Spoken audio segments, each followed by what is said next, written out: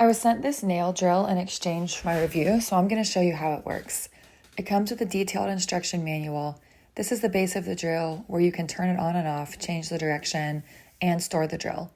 It also comes with a large variety of different drill bits and all the cords you need to plug it in to get power. I think one of the better things about this drill is that it comes with a lot of bits. I've had different nail drills before, and sometimes they don't have that many options. The first thing I did is plug it into the wall, and that powered the base. This dial here controls the speed, so I can take it up to speed 40, and that button there on the right is what controls the motion of the drill, so I can put it either forward or in reverse. The next thing to do was plug the drill into the base and then twist it to turn it on. Now I'm ready to use it.